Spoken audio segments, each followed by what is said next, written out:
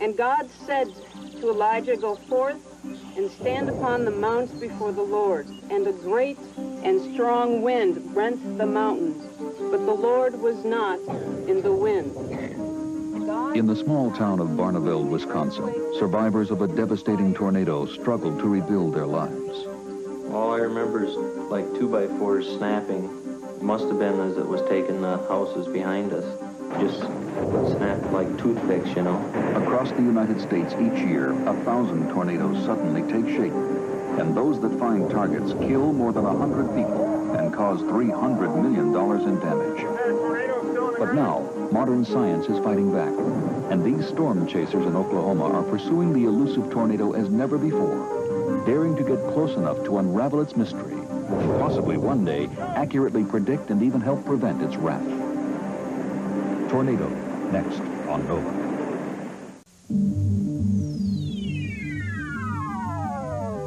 Major funding for Nova is provided by this station and other public television stations nationwide. Additional funding was provided by the Johnson & Johnson family of companies, supplying healthcare products worldwide.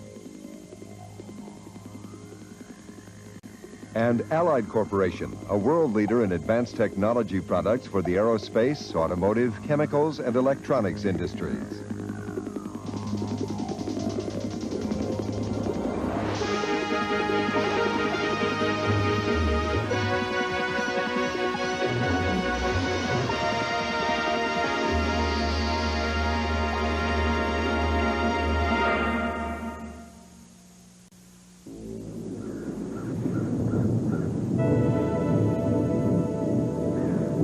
A slowly darkening sky. A brooding cloud drifts over the prairie. It brings welcome rain and cool wind to the dry flatland. This is a thunderstorm, common throughout the Midwest during the spring and summer.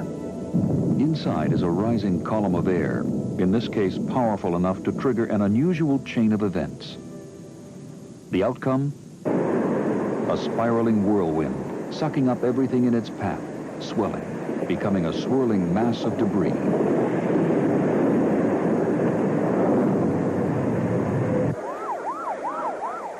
For the public, tornadoes are vicious acts of nature, appearing suddenly and striking arbitrarily, leaving in their wake death, destruction, despair. March 18th, 1925. The single most destructive tornado in history brought devastation from Missouri to Indiana. 700 killed, 11,000 homeless. More recently, April 1974, the largest outbreak ever. 148 tornadoes swept across the Deep South and Ohio Valley in just 16 hours. From Huntsville, Alabama to Xenia, Ohio, 335 died amid $600 million in damage. Historically, man has been at the mercy of the tornado's uncontrollable wrath. But human ingenuity is finally catching up, and a new kind of battle against the tornado has begun. Tail inflow area. May 17, 1981. A team of scientists races into the heart of a violent storm. A camera fixed to the top of their van records this remarkable event. Very careful. Rapid circulation right overhead. Slow down, Neil. Stop. Rapid circulation. About 1/2. Debris, tornado. Guys, right in front of us. Oh my God. Coming right at me. I got it on video. Tracking it on video. Roger, Conrad, I think... Spring in the Midwest 4 years later. The same group of scientists has come together in the vast flatlands of Texas and Oklahoma, where visibility is good and conditions produce the most active tornado weather on Earth. They're part of the National Severe Storms Lab in Norman, Oklahoma, and they call themselves storm chasers. Day after day, they work in teams. Among them is a pair of graduate students, Lou Wicker and Lance Rothfuse. Their goal? To track down a tornado and put a portable weather station directly in its path. Built to withstand violent weather, it can sense and record what no human can approach without real danger. Watch that wire. Don't let that wire get pinched in there. The Totable Tornado Observatory, affectionately nicknamed Toto. Cloudy skies with a temperature No, this looks bad. In charge of the intercept program is Bob Davies Jones, one of the world's leading authorities on tornadoes and their parent thunderstorms. I've been chasing since 1974 and I've seen about 40 tornadoes. And we spend like 200 hours out in the field looking for tornadoes. To be a chaser, it takes a lot of persistence and a lot of fascination. It's really got to be in your blood. You really got to get a thrill from going out and watching nature perform. Also watching is veteran tornado chaser Howard Bluestein, professor of meteorology at Oklahoma University. This year, Howie and his team seek clues to how tornadoes form by releasing weather balloons into the pre-storm environment. Balloons are an old tool of meteorology, but out in the field, they're ideal for studying thunderstorms. To me, a severe thunderstorm, like a giant piece of architecture in the sky, provides me with a sense of awe and wonder. I've always been interested in severe thunderstorms and tornadoes. Most of what is known about tornadoes has come through work of this kind, going out year after year to observe and collect data in the field. The chase teams depend on their own eyes, but they are backed by an operation that makes use of the newest and most advanced weather technology, Doppler radar. The National Severe Storms Lab is testing Doppler for use in issuing tornado warnings around the country. Here is a powerful set of new eyes guiding chasers in the field.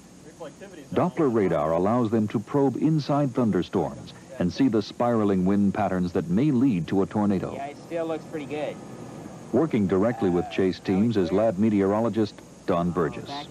All of the elements must come together for our knowledge to increase at the rate we wish it.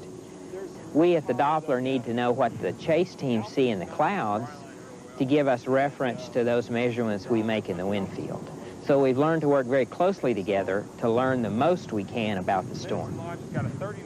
And to do that, the chasers have only a short season, from April to June, when tornadoes erupt along a notorious strip of land known as Tornado Alley, stretching from Texas up to Iowa and Indiana. They look for storms along two weather boundaries.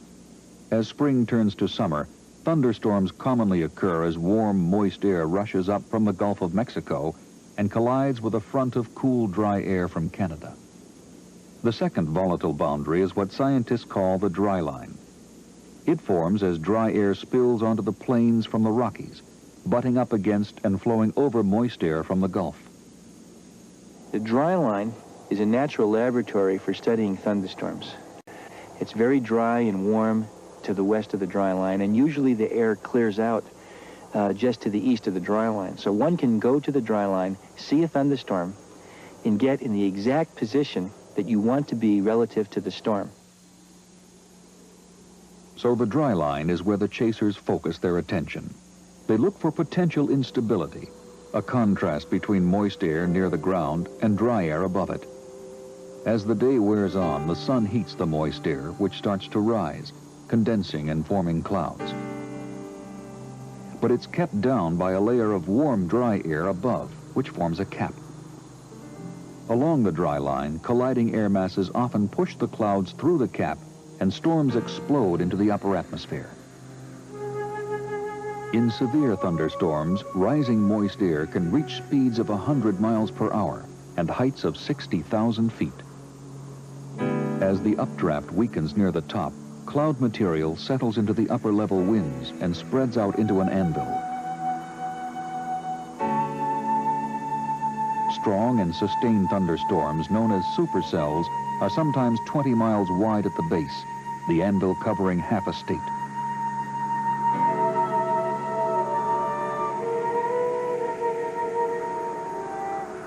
A small fraction of these big storms interact with winds moving through their environment and rotate as they grow. They are called mesocyclones, the birthplace of the tornado. Trailing down rope-like from the storm, a tornado is usually destined to die as abruptly as it appears. The strongest can be a mile wide and stay on the ground for over an hour. Winds swirling into their base can exceed 250 miles per hour. No other natural phenomenon produces winds this strong. For the scientists who chase them, tornadoes are mysterious, awe-inspiring, even beautiful. On one unforgettable day in 1981, the chase team saw 9 tornadoes. Oh, what's it like to see a tornado? It's an incredibly exhilarating experience. The first tornado that we saw on 22nd May 1981 formed and dissipated in the classic style.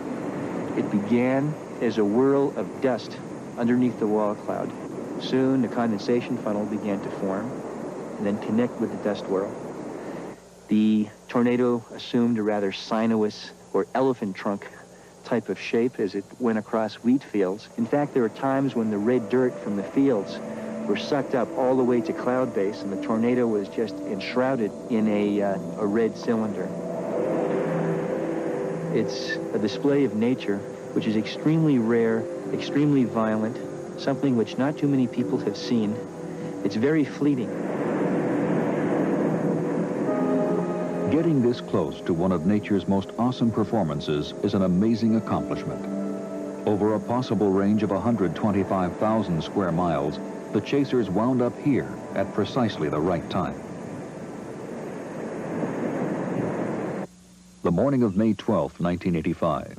The first stop for the chase team is here at the lab, where weather data from many sources are pooled together. It's possible that what we'll do is we'll get an occlusion, dryline cold-front occlusion out on the border this afternoon. The graduate students, guided by Bob Davies-Jones, become detectives. They piece together clues that might tell them exactly where, within their 200-mile range, tornadoes may appear later in the day. The Doppler system can see a tornado about 20 minutes in advance, but the chasers must gaze hours into the future, so they can be there when the action takes place. I'm scared about going south. If the wave lifts north, it's a long drive. Several miles away at Oklahoma University, Howard Bluestein and his crew are making similar choices. For Howie, this is a fascinating process of weaving together the atmosphere's intricate and sometimes obscure patterns. We'll move off to the northeast at 35. Intercepting severe thunderstorms is partly a science and partly an art. We know we need potential instability, moisture, but these conditions often persist over broad regions. The trick, and I say trick, is to try to determine over what localized regions will the severe thunderstorms actually occur. At this point, forecasting becomes somewhat of an art. People who look at weather maps day after day after day notice that certain events seem to be correlated with the formation of severe thunderstorms.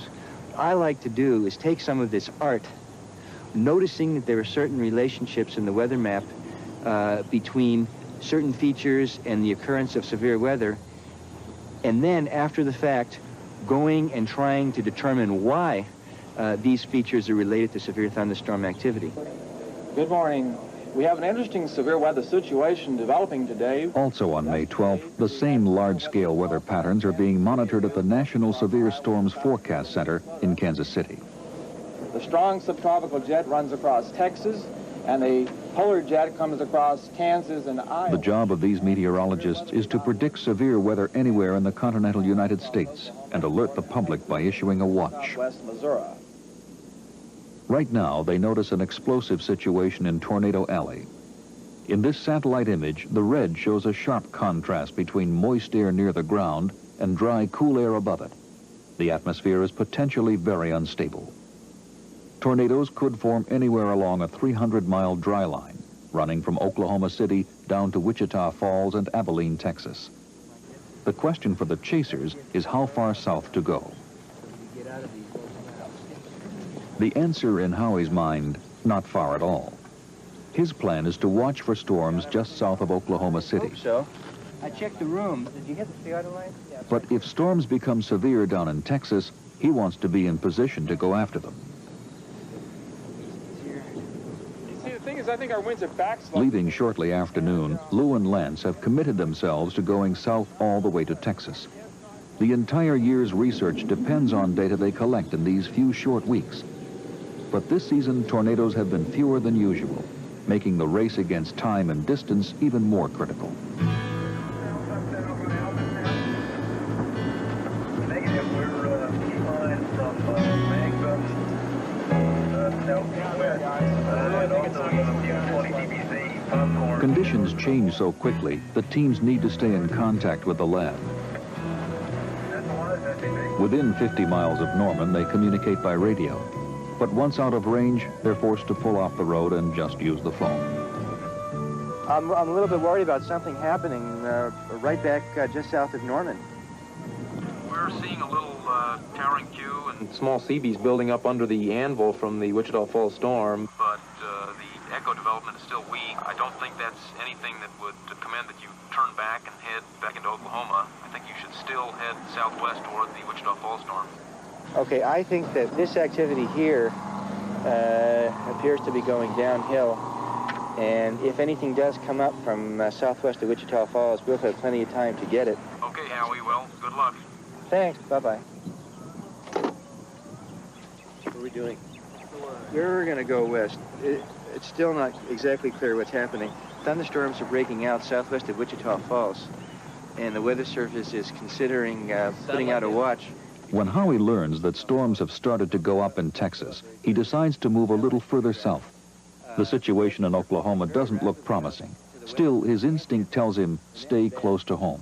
Yeah, go west on 29 to Marlow, and then we can drop south to Duncan, and we can be in good position for any storms that are popping up down here. But I still don't have that much faith in it.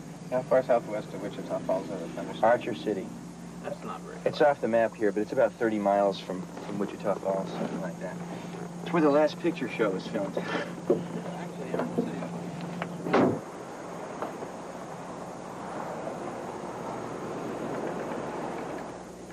3:25 p.m. In Kansas City, the Severe Storms Forecast Center issues a watch for northern Texas. Yeah, it's Fort Worth. This is Kansas City. It seems that the development around Abilene is going to become severe soon, and we probably should issue a severe thunderstorm watch. And what we have indicated here is a watch that extends 60 miles east and west. If dangerous weather materializes, it's up to the local branch of the Weather Service to warn the public. Lou and Lance are heading for the watch area, hoping to get Toto there in time. They make a quick decision, gambling on a shortcut to Wichita Falls. For storm chasers driving long distances over unfamiliar roads, the risk of getting lost is ever present. Are you looking southeast or southwest? I'm looking southeast. West. West. Southwest, Lou. No, I'm looking over there. That's southwest. We're going... No, isn't it east of the road? The road goes southwest. We're going south right now. What are you saying? That's southwest. That's southeast. This road goes southwest. This road. Hold on, Bob. I got a direction problem here. 65 going south. We're not on 65 yet. Here we are. I think you're in about 310, don't you? Yeah.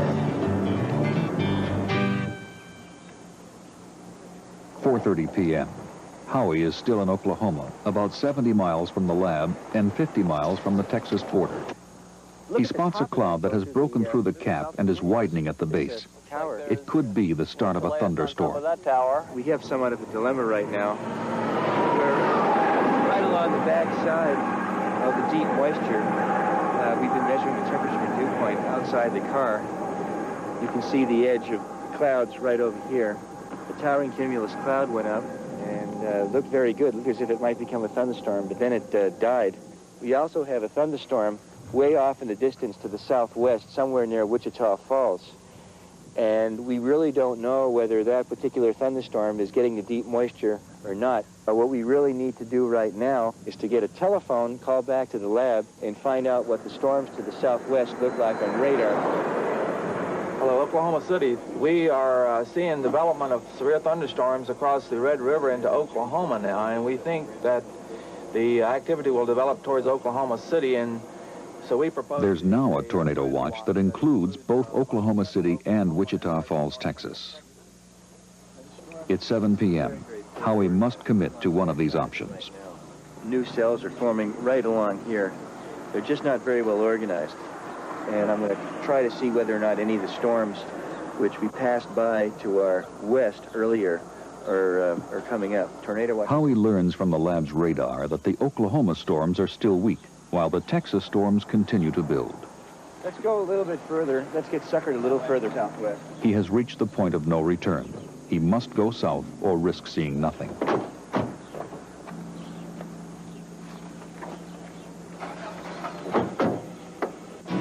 intersection, Route 70. The Toto team crosses into Texas and gets set for intercept.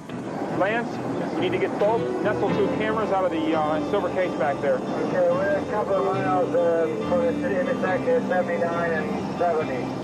Okay, roger, we're crossing the Red River. Okay, we're right behind you, 200 yards. Howie's team is moving for the clear air at the rear of the storm, the best place to see a tornado if it forms. But to get there, they must travel through a curtain of rain and hail. You're coming to downtown Wichita Falls. Fine, 281 Even with south. the uncertainties of forecasting severe weather, the teams are within minutes of the largest storm in the watch area.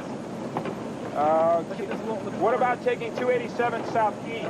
But there is no guarantee that it will produce a tornado. See what I'm looking at here? Yeah. In the clear air behind the storm, Howie's team searches for signs of rotation, the mesocyclone that may produce a tornado. If one were to form, it would form somewhere over there about 3 miles away. But the right ingredients have just not materialized. Yeah, I get out.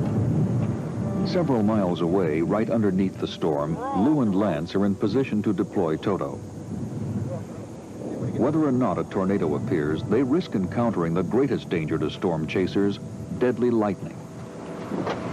If it's going to do anything, which I'm not so sure it's going to, it's about 30 to 40 minutes away. So we need to position ourselves 30 to 40 minutes from now. And I would guess, it looks to me like it's almost... With the team still in Wichita Falls, radar at the lab picks up strong storms near Oklahoma City. The information is transmitted to the Weather Service, which issues a tornado warning. Radio and TV stations alert the public. Southeastern and eastern sections of Oklahoma County, also hail. Goodness gracious, would you look at that? You're looking live from our tower camera. Between 8 and 9 p.m., 3 tornadoes were sighted. One tore through a trailer park, but no one was killed. For the chasers, the day has been a frustrating one, but not unusual considering they only see 4 or 5 tornadoes in an average season. It's very difficult to observe severe thunderstorms. So you need to go out for many years and make many observations and look at the various types of phenomena which can actually occur in nature. So it requires an incredible amount of hard work, perseverance, and it does get very frustrating. As the chase teams face a long drive home, their real work is just beginning. Back at the lab, they'll study the conditions that produce tornadoes in Oklahoma, but fail to in Texas. We think we understand and we predict pretty well the large-scale weather, the movement of large weather systems across our country. And we understand some of the mesoscale weather, a smaller scale, the size of the watches that we issue for tornadoes, maybe part of the state of Oklahoma. We know severe storms will be in western Oklahoma today. We're able to predict that in advance, but it's very hard for us to predict where a tornado will be exactly, which square mile of ground it might affect later today. That micro-scale information, we're going to have to learn more and do a lot of development, increase our skill as scientists to understand those details. As the scientists move closer to their goal of predicting severe weather on the local scale, real-world forecasters still face a monumental problem. The Weather Service is set up not to see the details, but to monitor the enormous volume of atmosphere across our country's landscape. The weather stations they rely on are simply too far apart. At the Severe Storms Forecast Center, satellite data and new computer systems are helping to fill the gaps. And the accuracy of tornado watches, the first step in alerting the public, has improved. But there's still a long way to go.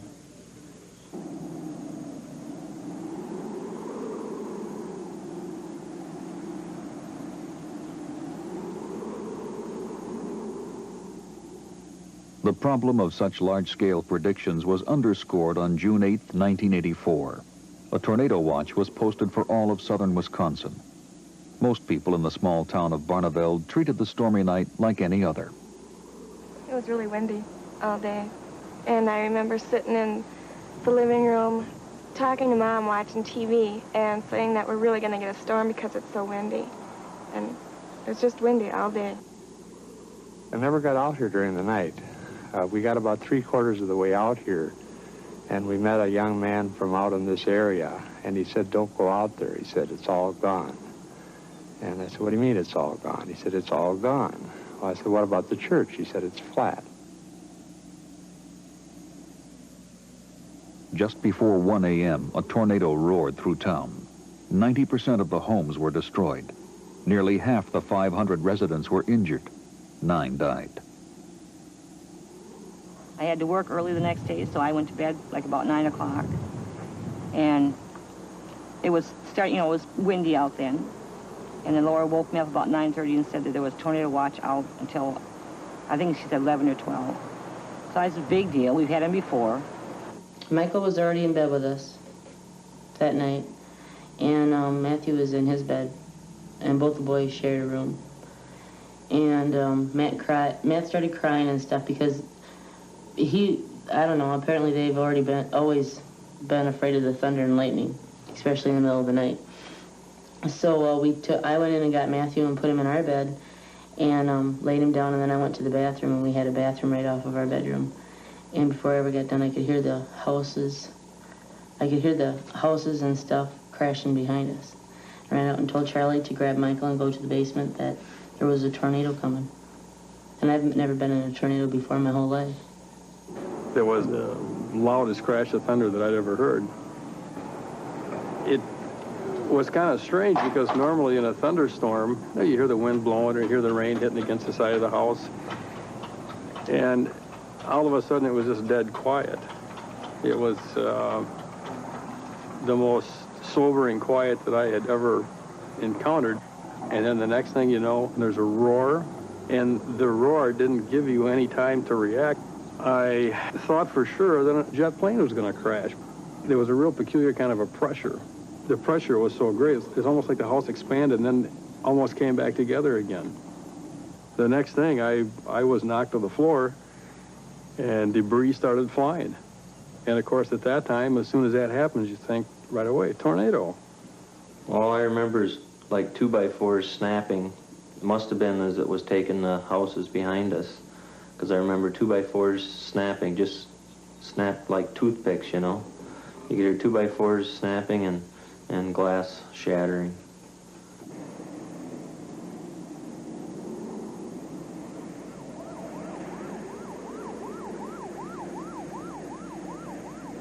All I remember is running down, just running for my life is all I could do, and I couldn't, I knew she wasn't right behind me with Matthew, and I didn't think I could turn back because I had Michael with me, and to go find him or we'd all be up there, So I just ran down to the north wall, and Michael was kind of hanging around my neck, and I just kind of put him in front of me and put my elbows right up against the cement wall, and then it was over with in a few seconds. And as soon as we stepped off the main foundation of the house, that's when it hit. That's when the door hit. That's how Matthew got killed. A bolt off the doorknob went to the back of his skull, right next to his brainstem, and killed him instantly. How I knew that he was very seriously injured and stuff was, I was leaning forward, and as soon as it was done, I leaned backwards. He kicked my legs out from underneath me and rolled on my back, and that's when he gasped for air. When I heard my wife screaming, I made my way over to her by exiting off the back of the foundation. And her comments to me were, "I don't have any clothes to wear." And why it struck me immediately as a tornado, I don't know, because I'd never been in one before. But I simply told her, I said, "Barb, there's been a tornado and we've got to get over to the fire station." I got her off the foundation, and we started heading toward the fire station, and of course we had no shoes. And as the lightning once again lit the sky and guided my way, I looked at the fire station. I just thought, my God, the fire station's gone. After the house was gone, I set Michael up over the cement, and we walked around and got Susan and Matt. We never, all I said to her is, "We got to get out of here. We don't know if it's coming again or what. We got to get to shelter." So we just picked them up and we started walking down the street. We had no clothes on, to speak of, but underwear. I could see Charlie and Sue, and they had Matt and Mikey with them, and Charlie had Matt, and he said, "Take Matty, he's really hurt bad."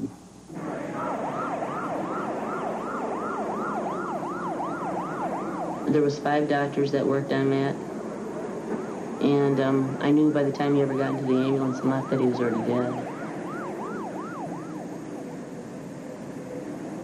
I remember the rain, cold, cold rain just poured. Dark. It was so dark you couldn't see your hand in front of your face, except for when the lightning would flash. And then you could look down and you could see every house was gone. That's all you could see as we walked down the street. Every house was gone, just flattened. The Barneveld tornado was a quarter-mile wide, its winds swirling at an estimated 250 miles per hour. Some died as their homes collapsed on them. Others, like 2-year-old Matthew Ashelman, from flying debris. When a tornado this size hits a town, it becomes a churning mass of flying wreckage. This test footage shows just what debris can do.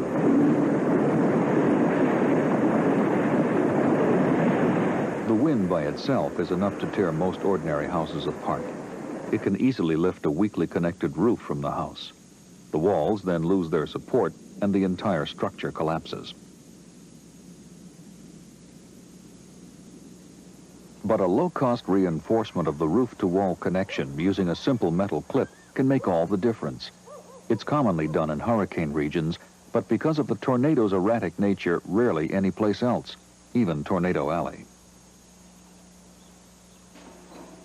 To better understand how debris acts in tornadic winds, engineers at Texas Tech University have recreated the tornado's destructive power in the lab. With a unique kind of gun, they will fire this 2x4 at 115 miles per hour, the speed it might be hurled in the strongest tornado. Their target, various kinds of walls. Is the chamber clear? Even sturdy brick ones. 3, 2, 1. They've learned that no economically built wall remains intact. Based on these tests, they designed an impact-resistant shelter that can be built into a closet. But the battle against the tornado involves not only protection. All right, Dale, that's a tornado drill. Open the door, please. Everybody stand up. Public education becomes increasingly important as scientists move toward a better understanding of tornadoes and more accurate predictions. Throughout Tornado Alley, students are taught to move downward, away from glass, and no matter what, to stay indoors. Go to a basement, a closet, even a bathroom where plumbing strengthens the walls. Hit the wall. The value of public awareness was made clear in April 1979 when a mile-wide tornado struck Wichita Falls, Texas. Some 6,000 homes and apartments were destroyed. Yet among the many thousands who found shelter in their homes, only 5 died. Tragically, 26 died in their cars, many of them fleeing the storm.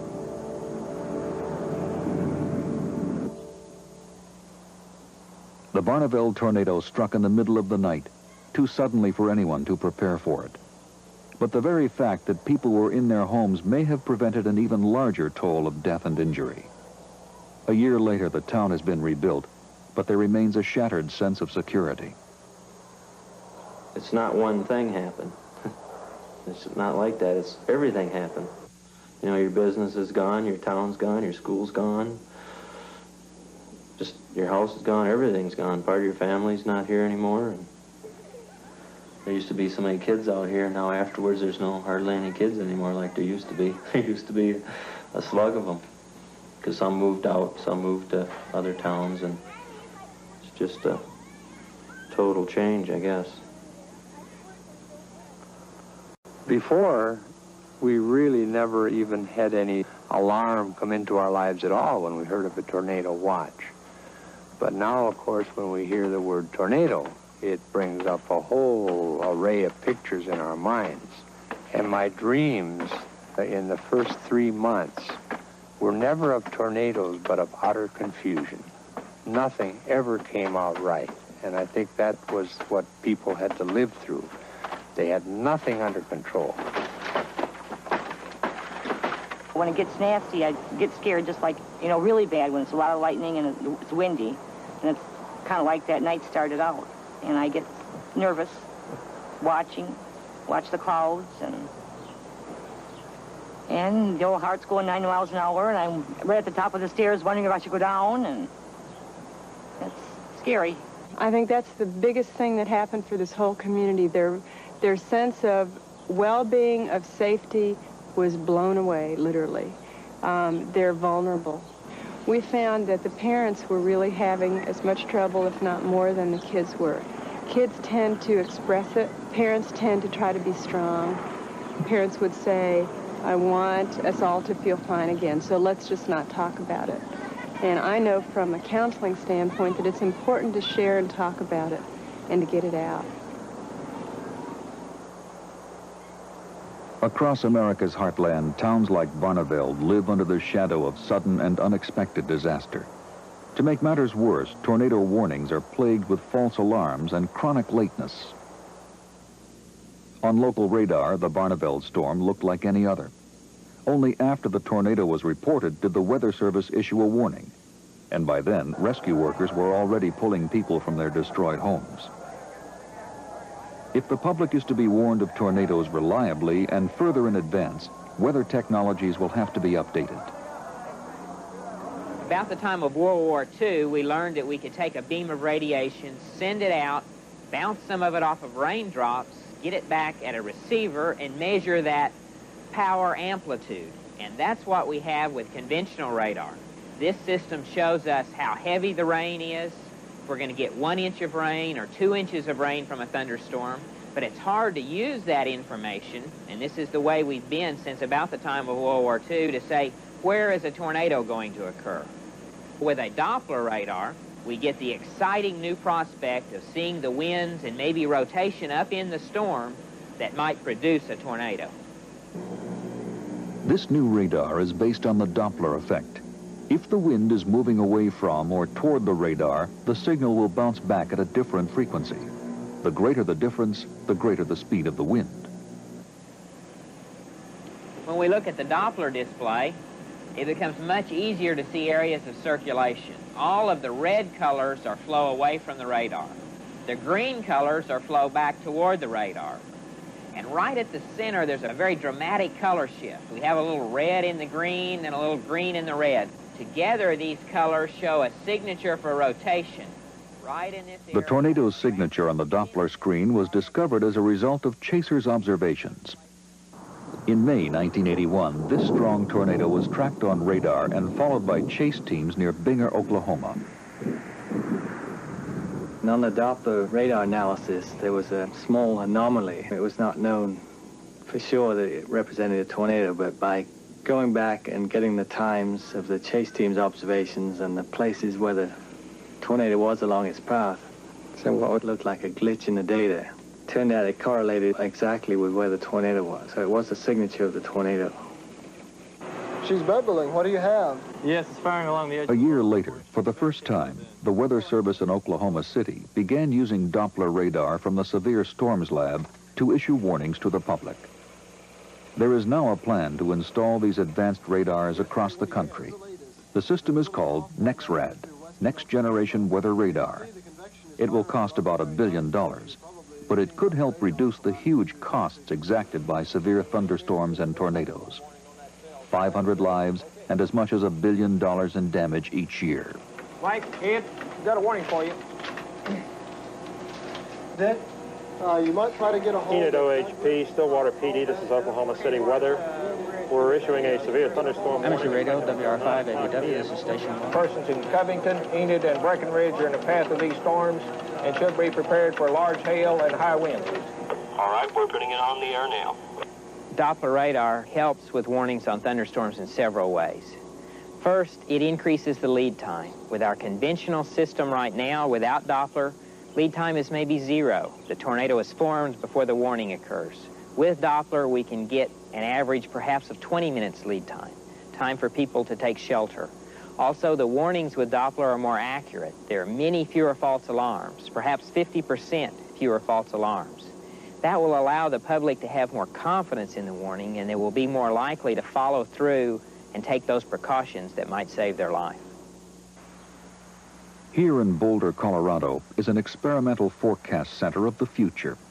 If tornadoes are ever to be predicted more than minutes in advance, it will be at weather stations like this one. The thing we were worried about is getting this Using a network of closely spaced observation posts, meteorologists here monitor the subtle atmospheric changes that may be associated with severe weather. They employ all the newest sensing technologies, including Doppler radar. And powerful computers allow them to display and manipulate information as never before. This image from 1884 is the first photo ever taken of a tornado. Historically, the subject of endless myth and speculation, tornadoes were once thought to cook potatoes in the ground, even fuse coins in people's pockets. A recently published idea held that tornadoes drew spin from vehicles passing on highways. More credible theories have had to do with electricity, hail, even the Earth's rotation. If you have a tub of water and you let it still for maybe 2 days, and very carefully remove the plug and let the water drain out. And it's been shown in the laboratory that you will get a vortex which has the same sense of rotation as the Earth. A tornado would require about 3 hours to form by this mechanism, and they seem to form much more rapidly than that. On this day in history, out of systematic observations made in the past decade, a body of new theories has emerged. The mystery of the tornado is being reduced to a few key questions. It would be awfully nice to release a track sounding right along the dry line right now. And then the convection gets... One of the basic questions we ask ourselves is why don't all thunderstorms rotate, and why don't all those rotations or mesocyclones produce tornadoes? We need the right ingredients in terms of moisture, buoyancy, and the wind forces together to make rotation. And then there is a very, very delicate balance to get that rotation to spin up into a tornado. We find that the environment, the near environment of the storm, makes all the difference in the world. Scientists now understand that thunderstorms gain rotation from a special combination of winds moving through their environment. Describing how these winds are organized is one of Howard Bluestein's goals in a unique set of experiments along the dry line. What's the temperature? Temperature looks to be about 33. Let it go. Okay.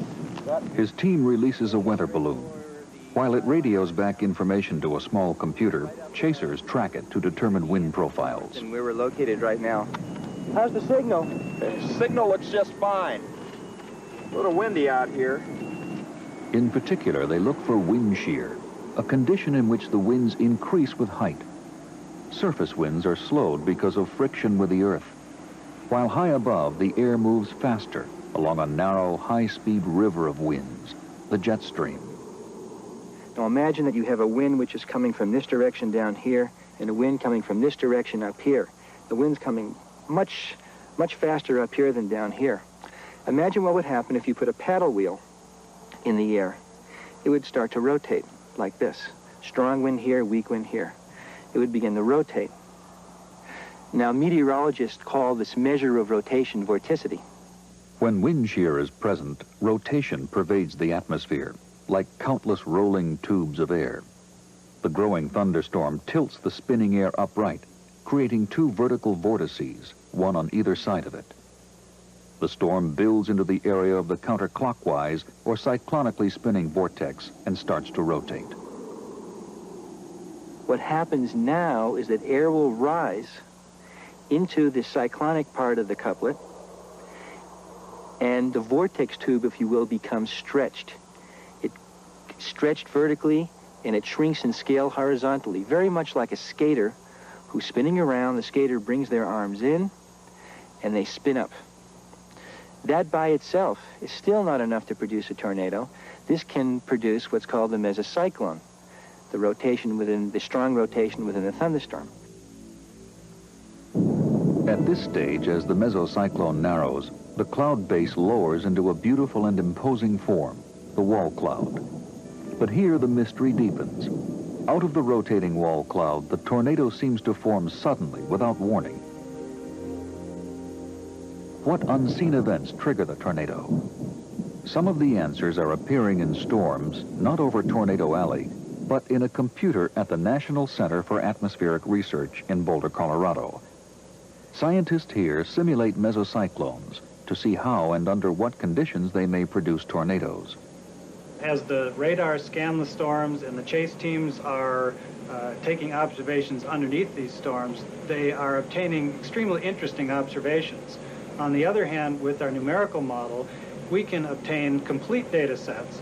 And if our comparisons with those observations show that we're simulating realistic storm features, then we can use that data to further understand the important mechanisms within these storms.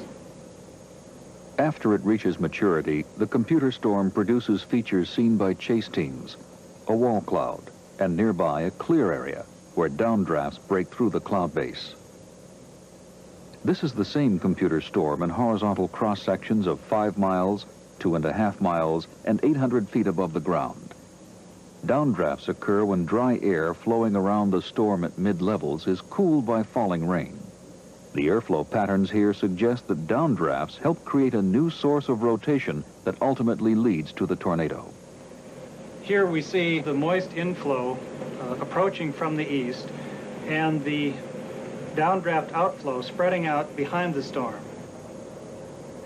Where these two airstreams collide, we see a strong convergence line which separates these two very different air masses. This produces very strong rotation about a horizontal axis, which is then tilted into the vertical and strongly intensified in this low-level updraft, which we believe is responsible for the strong rotation which ultimately produces the tornado within the storm. The mesocyclone continues to rotate, but within it, this new rotation causes rising air to move faster around a tighter spiral. In a matter of moments, it turns into a funnel, building down from the wall cloud toward the ground. The storm is now sucking in large quantities of air through the tornado's base, causing fierce ground-level winds. In most tornadoes, the updraft is constrained to the single funnel. In a strong tornado, the airflow may become so unstable that the funnel breaks down into a series of smaller vortices.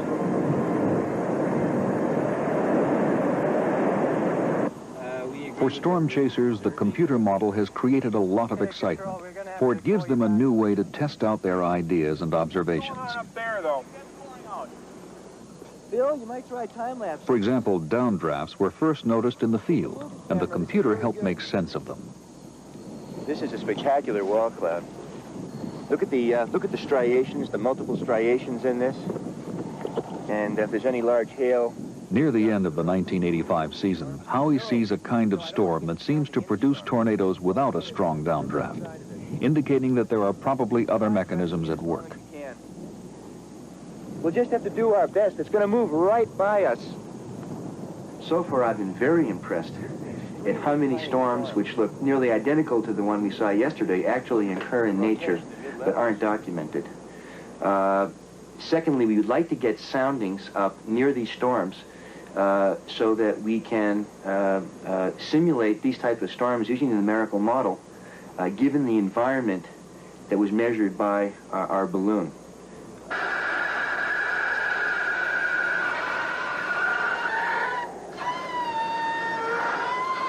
Okay, relief. Okay, 1910, 30.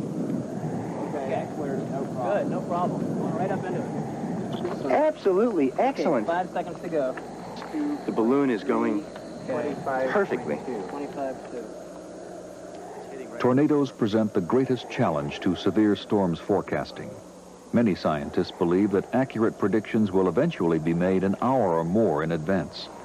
Tornado, tornado, I think we have a tornado. I don't know. You look back up. But they also realize that understanding the tornado fully will come only at the end of a long, hard battle. There's strong outflow in that region, but there's a vortex tube along the gust front interface. That is the weirdest thing I've ever seen. Wait a minute, it doesn't have good rotation. We're not going to deploy. For scientists, getting even the most basic temperature, pressure, and wind data can be highly dangerous. This year, when Toto was deployed in a tornado's damage path, it was the first time that direct measurements of this kind were ever recorded. You have the cyclone data? That's right. I don't know whether it's... Then we deploy back down. We leave everybody here except the crews. Let's deploy back down the road. Let's move it. Let's go. moving west. I'm going to deploy Toto. Right here, Steve. Somewhere in here. Somewhere in here. Somewhere in here. Toto's about to be deployed. Time is 19:02. A little farther, Steve. A little farther. Peek the hill. Peek the hill.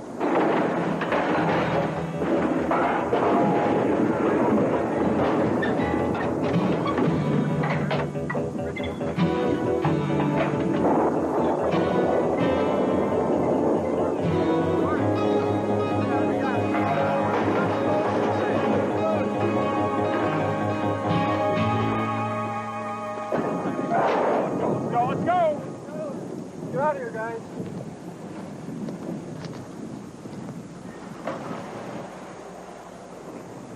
Hopefully, the effort of these scientists will unravel the mystery of the tornado and help prevent the death and destruction that so often follow in its wake.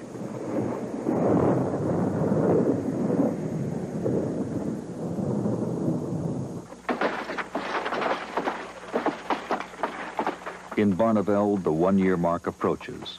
A single house remains to be torn down.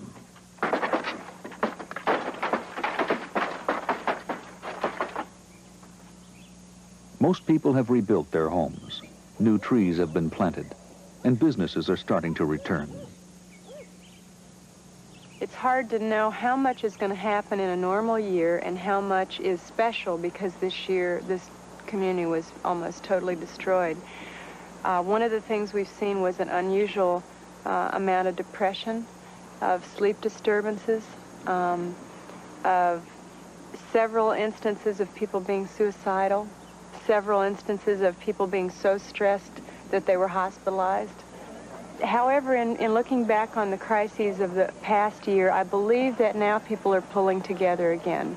The depressions are lightening up. People are sleeping through the night a little better. The wind doesn't scare them quite as much. They're piecing it back together. But all you can do is just forget about what happened and try to go on, you know. So no matter what you do, it isn't going to change anything. So basically, that's all you can do, you know. Try to forget what happened and start over again. So everything I lost could be replaced, and there were families in town that lost members and that they can't be replaced. So I'm very fortunate in the fact that my insurance company was very good, and now I have a new home and new furniture and got all my kids with me, and we're all going to be okay. Optimistically, I'll say I'll rebuild my dealership, and optimistically, I'll say I'll rebuild my home. I guess there are some emotional reasons why I shouldn't rebuild. The pessimism comes from, do I want to be here? I can look to as many people as I want, but the answer has to come from within. I don't know if I have the spirit to rebuild. Jim Kennard finally did summon his spirits, and he began to rebuild his home and business. How have you personally been able to do it, you and your wife? I don't know how to answer that. Start over again. Try not to forget what happened, but try to put it in the back of your mind and keep stumbling ahead. That's all you can do. Is there something that the rest of the country could learn from what's happened here? Don't give up. Thanks very much. Your last name is spelled A-S-C-H-L-I-M-A-N. I'm sorry, could I just hear that again, just so we make sure get the spelling right? A-S-C-H-L-I-M-A-N. Thank you very much. You're welcome. I'm sorry to bother you. Later in the summer, Sue Ashelman gave birth to a baby boy. The wounds here are healing. Some of these people are even going to help others, victims of a violent tornado in Pennsylvania. Most people in this village are just happy to be alive.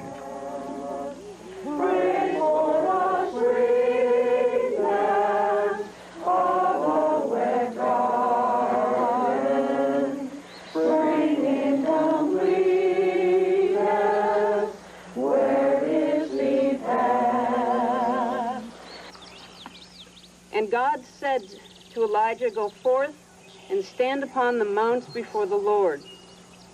And behold, the Lord passed by, and a great and strong wind rent the mountains, and broke in pieces the rocks before the Lord.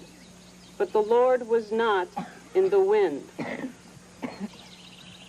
God is not in the earthquakes, in the fires, in the winds of this earth, for those forces seek to destroy. What more do we need to know? Amen. We raise our voices in thanksgiving for the birds who come back, return to share their songs with us.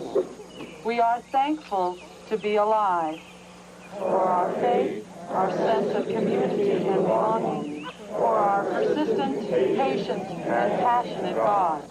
And we remember Matthew Ashelman, Rick Hammerly, Kirk Holland, Bruce and Jill and Cassie Simon, James Whitby, and the helicopter pilot, Sergeant Stuart J. Searles.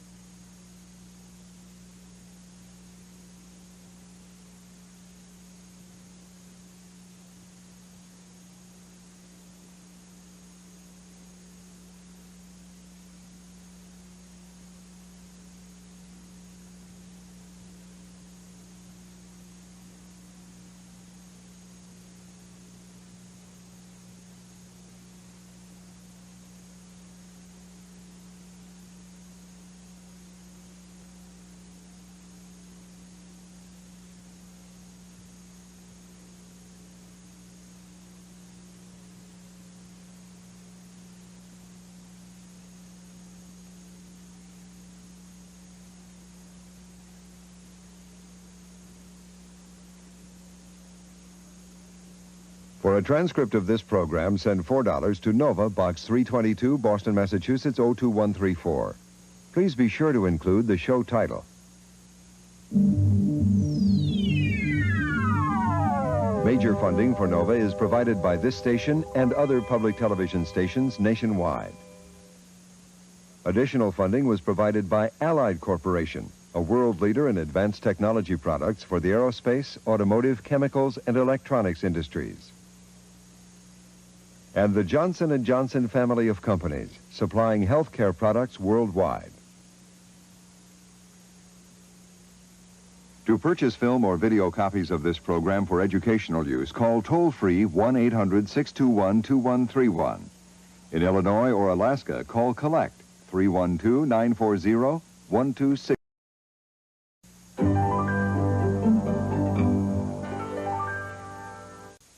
Local presentation of Nova is made possible through a grant by the Phillips Petroleum Foundation, Incorporated. Coming soon on OETA. Gain a new understanding of an important event, the return of Comet Halley.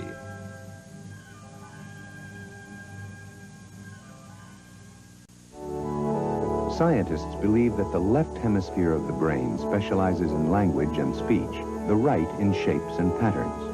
Yet some have suggested that the delicate balance between the two halves of the brain can actually be shifted by the language we speak or by the hormones that make us male and female, changing, in effect, the way we think.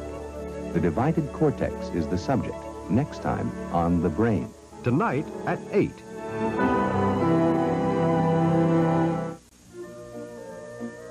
Coming up on Live from Lincoln Center, she's opera in our time. She wasn't born a princess, but her life on stage has made Dame Joan Sutherland the reigning queen of opera.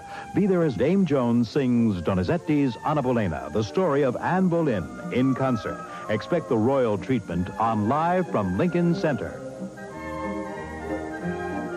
Monday evening at 7.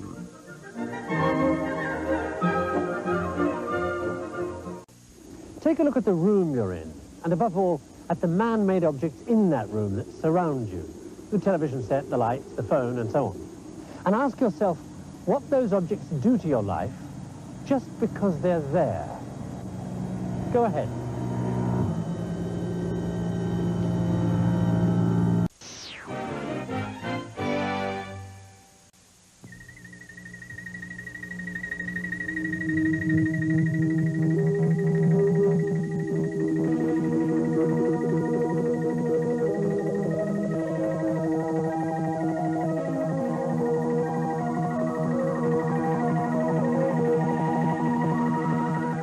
The summit brings a slight thaw in U.S.-Soviet relations. Tonight's top story on Washington Week in Review. Ford Motor Company, worldwide manufacturer of automotive products, has provided funding for this program. At Ford, quality is job one.